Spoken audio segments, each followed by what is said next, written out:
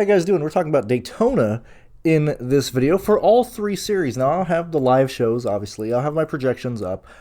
But really, what I want to talk about is, well, one, the fact that we don't have, I mean, we don't even have official entry lists yet. The only, entry list, you can find are like unofficial ones. But like if you go to like, if we're looking at like, the Xfinity, entry list for Daytona, I mean, it's going to come out tomorrow and stuff. But at that point, I mean, we're 3 days away from pole qualifying for the, it's just not out there yet. We'll be, when we look at this week, what the hell is this thing?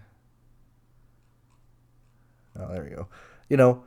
When we get to the, Wednesday, when we're qualifying for the Daytona 500, or the duels, like, hey, Wednesday, we're already focused on the duels, making projections, focusing on that. What are we doing here? Brother, man, next page. I don't know how to use a PDF. At this point, we're in the week. Nobody's going to listen to any previews or anything. When we get to Friday, the only kind of tight window that we have is actually on Saturday, because we have the qualifying for the truck series is, that's at 3. They don't start the race until, 7:30. So we have a pretty decent window between the end of truck qualifying and the start of the truck race. So like we're not really concerned about the time crunch there. The only time crunch we have is really between the Xfinity Series qualifying and the start of their race,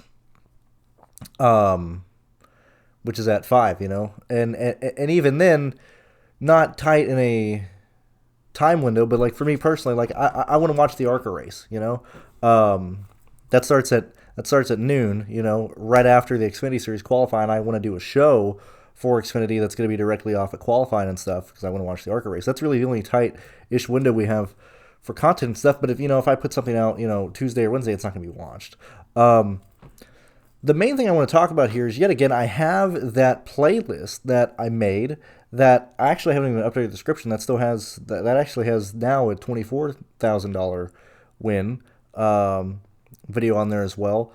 But the reason why that playlist is so important is because that's literally walking you through what I do.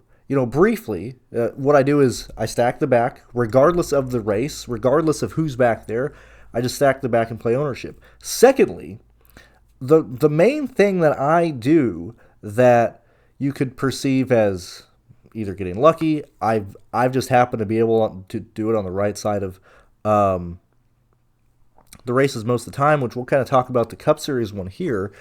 There's a video in there where I have, or it's titled, watching race tape, what makes somebody a good plate racer. I think that's the title of the video.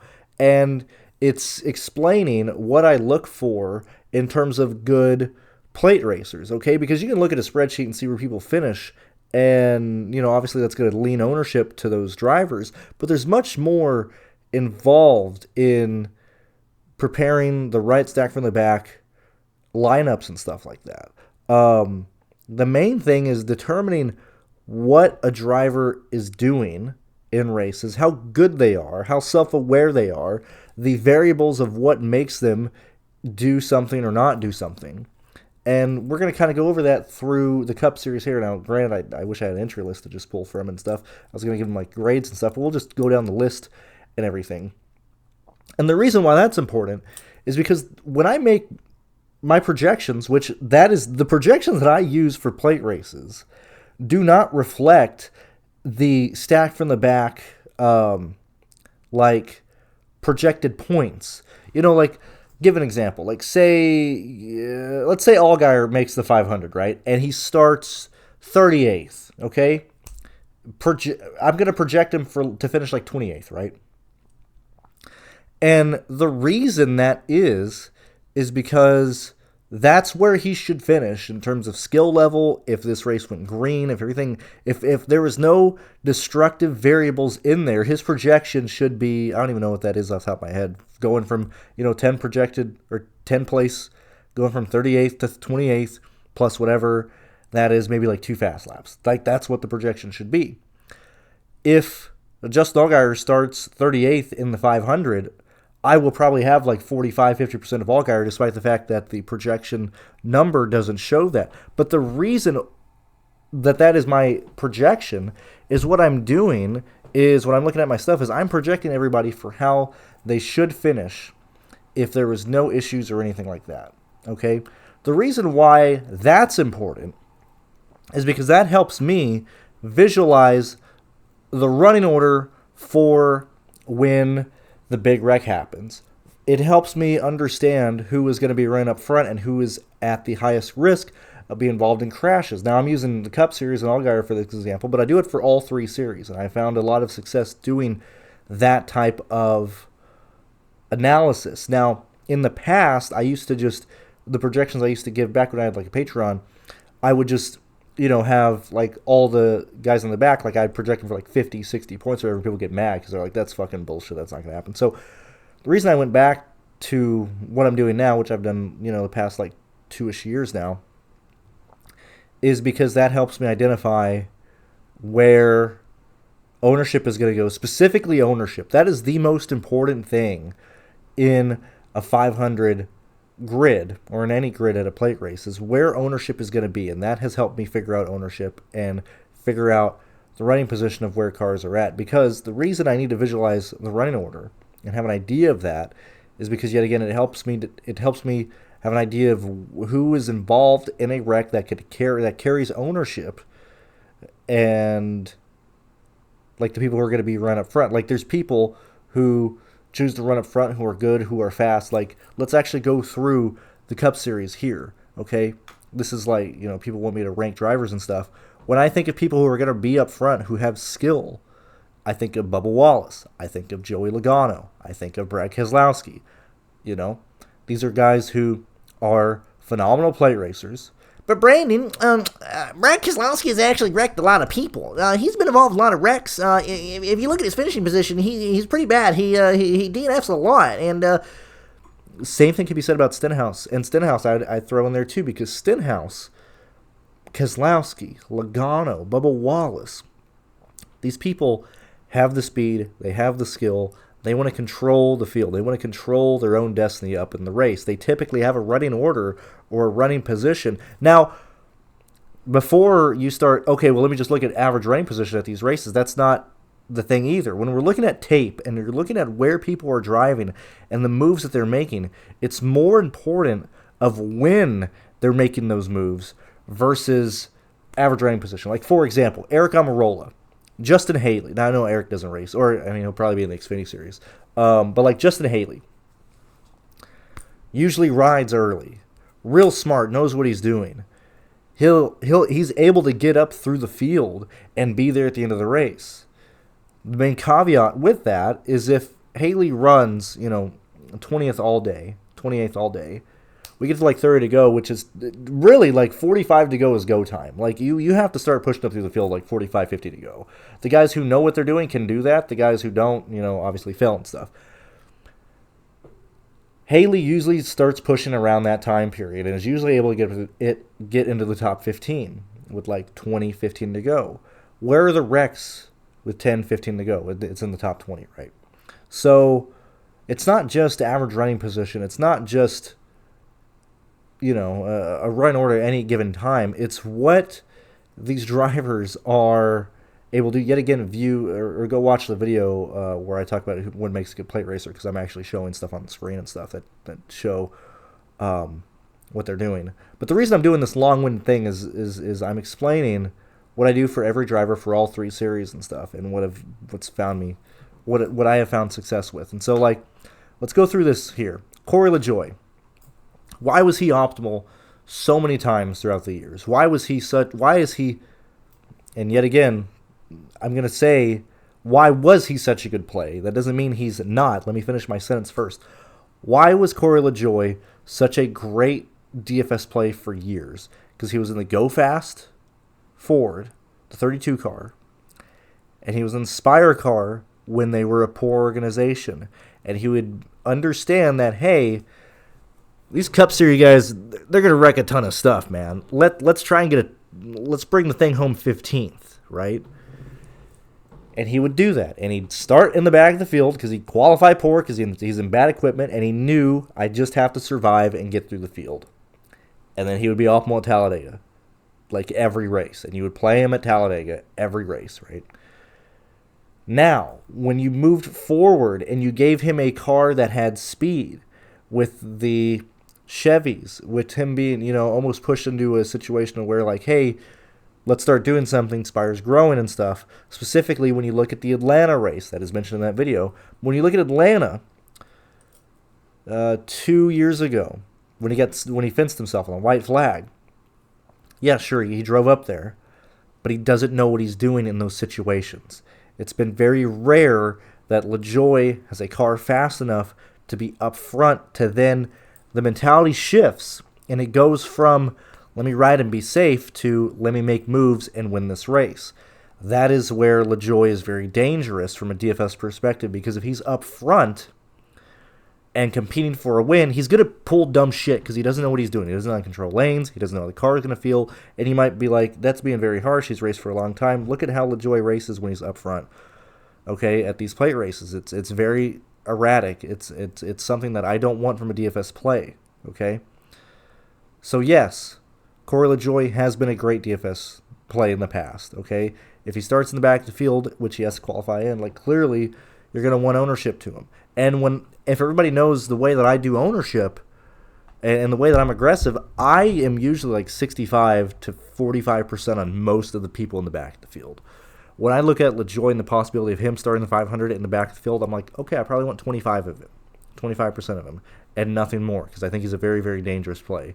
Chastain. I like what he's doing. I like how he races. Him and Suarez are very methodical, very smart. Yet again, we're talking about guys who are most likely going to qualify in the mid-20s, if not higher up. That limits just your upside and stuff like that. But just talking about how these guys are, Chastain knows what he's doing. And so whenever I'm making videos and I'm like, just play the good guys, or the good guys in the back have ownership and stuff, these are the people that are the good guys. Okay, Chastain. A good driver knows what he's doing, with an organization that knows what he's doing. With Chevy, now Chevy has their own issues coming to pit lane and stuff, okay, whatever. But just what the one car can do, good play, good guy, not a concern. Austin Cindric knows how to be up front, typically with the Penske Brigade and the Ford Brigade, typically a good play. Austin Dillon, don't really have an opinion on him. Very erratic. Sometimes he races up front way too early. He's involved in crashes. Other times he rides in the back. Really no true lean on Dillon, okay? I think Gregson's a bad plate racer, okay? And the reason being is when you look back at and what I do to look at this stuff is pay attention to specifically what their tendencies are in the Xfinity Series, okay? And more so, what car they're in the Xfinity Series, okay? And that's really where you can see the blueprint of most drivers of what they're going to do. When you look at Gragson, him driving the Junior Motorsports machine in the Xfinity Series, he was always throwing terrible blocks, late blocks, causing big accordion effects and stack-ups, and he'd be involved in crashes due to that situation here. Now, that's not saying he's a bad plate racer, okay? I'm saying from a DFS perspective, I don't like Gragson by the way he races and what his style is, okay? Yet again, I'm going to use I'll use like Nemechek, because they were running, or even like Briscoe and stuff, and Custer. When you look at how they ran Xfinity Series, and you're in the top equipment in the Xfinity Series, either, Stuart Haas, at the time, Junior Motorsports, and Joe Gibbs, you are expected to have the fastest cars in the field. You are expected to run up front because there's no real reason for you to ride. You are not riding in an Xfinity Series race if you are in the big three teams, okay? There's no reason for you to. You have the faster cars. You have the chance to control the field and stuff like that. People who ride in the back of the field for Xfinity is because they know people are going to get stupid between like 7th and like 18th. Like that's where the chaos goes, or leaders get smart, whatever. And when you look at how Custer performs up front, doesn't do anything stupid, doesn't do erratic, doesn't make dumb blocks. You look at like how Nemechek would do. You look at like how, or even just when people fill in, whether it's Eric Almirola, whether it's other people, Yet again, same thing with like Logano. What would Logano do in the Xfinity Series when he would hop in, whether it was when he was full-time or, one-offs? Same thing with Keselowski. They go in there. They're not making dumb moves. They know how to push. They know how to do stuff.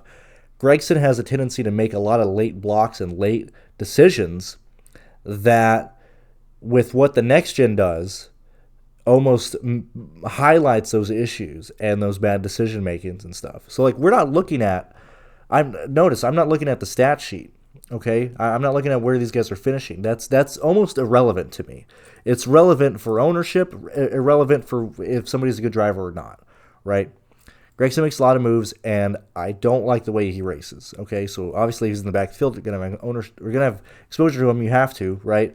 But real concern with what Gragson does. Okay, sorry, he's coughing like crazy. Larson, same thing. He races in a lot. Why does he wreck so much? He puts himself in really bad situations. Okay, yet again, not a fan.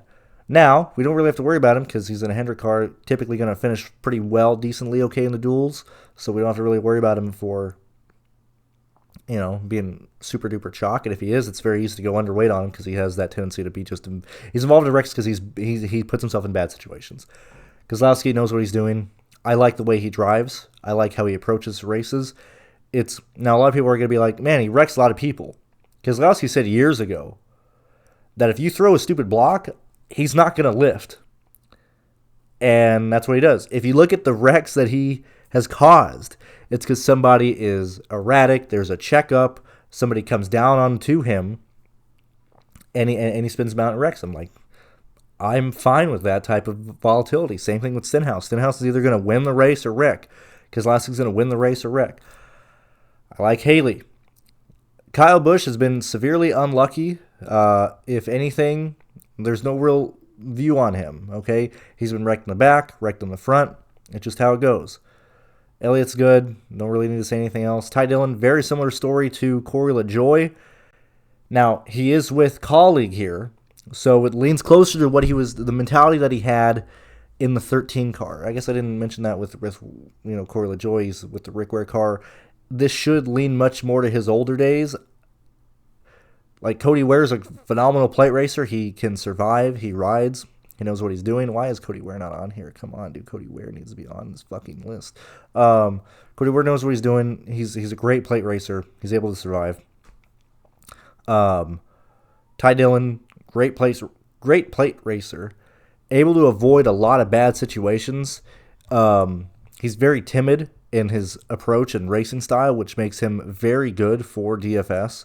The fact that you're going to ride in the back, the fact that, and yet again, things can change, but for the most part, he's usually pretty timid in plate races. Rides in the back, waits for things to get stupid, nearly always there at the end. Phenomenal plate racer. Hamlin, phenomenal plate racer. Able to do, like, I would argue he's the best plate racer in the field. He understands what he needs to do more than anybody.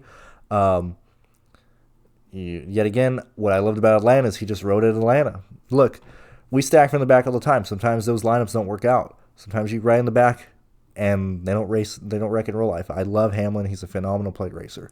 Same thing with Blaney. Knows what he's doing. No need to say anything else. Good car, good team, yada, yada, yada. A.J. Allmendinger, same thing as Ty Dillon. Knows what he's doing. Able to stay out of trouble for the most part. I think what really helped him understand what to do, yet again, going to Xfinity, you see that the colleague brigade would just dominate, kick the shit out of the fields, okay? So he knows what he's doing in a car that's fast. Colleague's not fast in the Cup Series. Now, there'll be race for him to push stuff, right? That's for road courses and stuff. A.J. Allmendinger is going to be smart about what he's doing, where he's at during the races. I like AJ. I like Briscoe, or I like Busher. Very similar. Got to be his outcome. Now, yet again, you can't really put this in a percentage thing, but when you look at Cindric, Logano, Blaney, Keselowski, Busher, these guys' outcomes are usually linked in some form. Not even some form. There's a percentage that if Busher's doing well and finishes well, there's a real chance Keselowski was there at the end.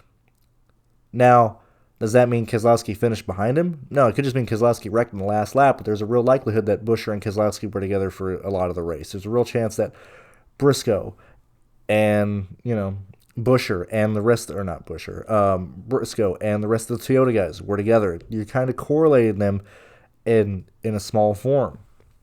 Okay? Briscoe with Joe Gibbs, Lincoln with Bell, the Bubba Wallace, Denny Hamlin, stuff like that. I would imagine Chase Briscoe is probably going to run up front in situations that he is able to in these races. Now, yet again, anybody can ride. We see Truex ride. We see Hamlin ride during certain races. But if Briscoe is given good pit stall, not even selection, if he's able to have good strategy to gain track position, he's most likely going to hold on to that. And if he doesn't hold on to it, which same thing can be said about Hamlin and other Joe Gibbs guys, if they have track position and things get 3 wide, things get disgusting or whatever, and it's not towards the end of the race, they usually yield and go to a much safer distance than stay up there and try and make things happen. Barry has no fucking clue what he's doing. Wallace, phenomenal plate racer, knows what he's doing. I don't have to say anything more. Phenomenal plate racer, phenomenal driving style for Byron. I like Gillen. Typically, he's going to start in the back of the field. Past that, we don't really need to worry about anything. Riley Herbst in the third 2311 car, kind of concerning. When he was with the Rick Ware entry, able to ride a lot more. Hey, let's not tear stuff up. The fact that he's running full time, kind of concerning. We're going to have to see what his tendencies are in the duels and stuff like that going forward. Zane Smith, got to see just what he's doing for the most part. Don't really have an opinion on him. Allgaier, now he's been wrecked in the Cup Series races that he's done recently, but those weren't necessarily his fault. The one that happened at Talladega, if I'm not mistaken, in the trial when he was wrecked, he was one of the only guys who DNF'd. I'm pretty sure that was the last race he did. Literally had nowhere to go. Not his fault. He was filling in for someone. Don't remember. Off the top of my head, perfectly fine with Allgaier if he makes the race. Perfectly fine with Custer. Perfectly fine with Nemechek. Perfectly fine with Jones. Not even perfectly fine. Good. Perfect for, and I keep highlighting Green River just because I don't want to highlight these guys here. J.J. Ely, phenomenal plate racer. Love him. Love it. Reddick, love it. Or not even love. I don't want my opinions to get involved. Knows what he's doing. Knows what he's doing. Knows what he's doing. Knows what he's doing. Hey, there's Cody. Knows what he's doing. Ty Gibbs knows what he's doing. Trix knows what he's doing. Ryan Priest, question mark. True question. I don't like him. Don't hate him. Haven't seen enough to really have an opinion on him. I get really concerned with what Alfredo and Beard Motorsports do. I'd have to go back. I don't have it right now. I'm going to go back and look at what my ownerships have been to him between now and Q for the 500. And then look at the outcomes and actually probably go back and see what he's doing specifically in these races. I got the feeling just in my plums, that he's been more aggressive and put himself in riskier situations that I personally don't enjoy from a DFS perspective, but that could be bias because we're all wanting what Brendan Gaughan used to do in this car and ride, be safe, be there at the end. Anthony Alfredo runs up a little higher than I want him to for the most part, which is concerning.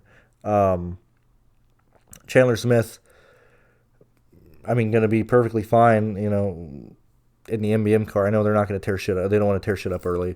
Don't like McDowell. Runs up front, consistent. The issue with McDowell, yes, whatever, 1 of 500, but him being involved in nearly flipping, in the summer race last year, McDowell runs up front far too much for my comfort level.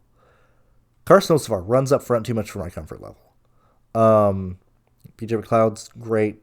Jimmy runs up front too much for his comfort level. SVG, no opinion. Really don't have anything on him. He listens to his team. I think he's going to be very much tied to Suarez and Chastain. No real opinion there. I get a feeling that if Helio makes, Helio's running. I think he's going to run up front, and that's not a good thing. I can't imagine Castro Neves is in this race and he rides. So probably, very much a D, if not an F tier grade for him. Sort of like a B and stuff. But anyway, so yeah, sure. Yet again, I make projections and stuff, but when I'm building my lineups and focusing on ownership, I do exactly what I just did out loud to you guys. I'm doing that on my head for all the races and stuff, Xfinity, Truck, Cup and stuff, and that's how I built. Like I literally can't do any more videos that show anything else because I've already shown what I do, and some people, and people still aren't able to copy me. I haven't really been concerned about it. I know Sterling and ACS and some of the smarter guys that I talk to have they'll go in that same direction, but I still have a phenomenal, I don't get duped.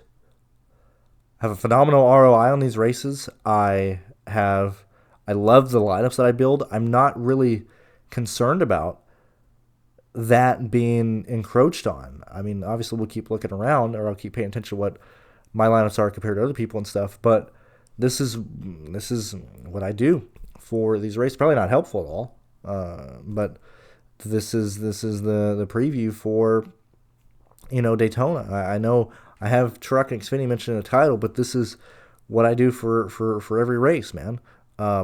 Just stack the fucking back, regardless of what happens. If it doesn't work, it doesn't work sometimes. But I literally can't help anymore, man. I got a playlist up there. I'm talking through what I'm doing. That's about all I have. So thank you for listening, and I will see you guys in the live shows on Thursday for the duel. See you guys then.